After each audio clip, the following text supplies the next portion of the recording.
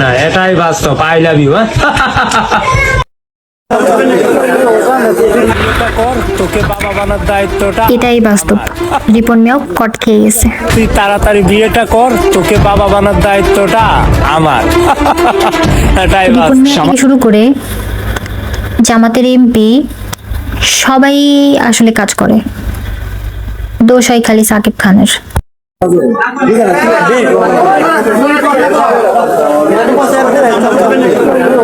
তো পুরুষ আসলে কিসে আটকায়? পুরুষ নারীতেই আটকায়। না, এটাই বাস্তব। কি একটা অবস্থা না।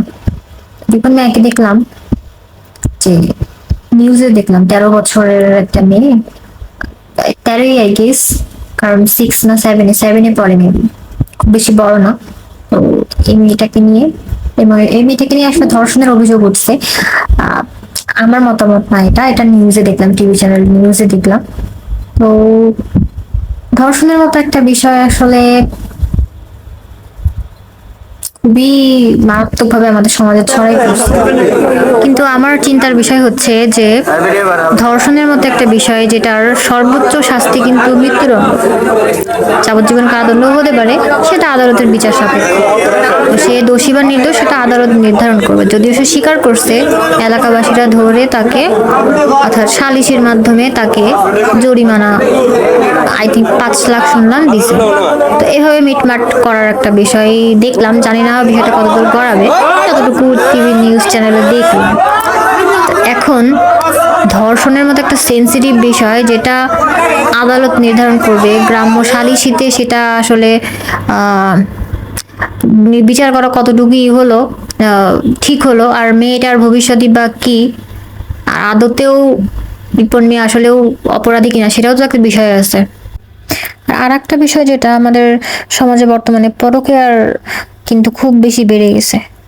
বউ থাকতেও আর একটা মেয়েকে নিয়ে এভাবে কোথাও যাওয়া, মানে নীতি নৈতিকতাই বা কোথায় যাচ্ছে মানুষের বুঝি না।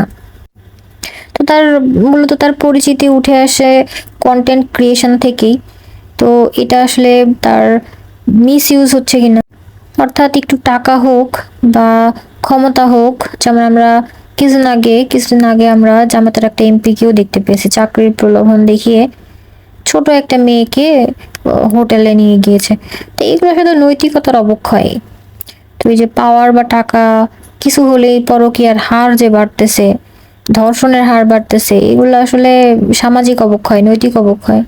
এখন শুনলাম যে মামলা করেছে ভুক্তভোগীর বাবা। তো আসলে বিষয়টা আদালতে নিষ্পত্তি হওয়াই ভালো। ঘটনার সুষ্ঠু তদন্ত হোক, তারপর সুষ্ঠুভাবে বিচার হোক, সেটাই চাই। কারণ আসলে ধর্ষণের মতো একটা অপরাধ কোনোভাবেই কাম্য নয়।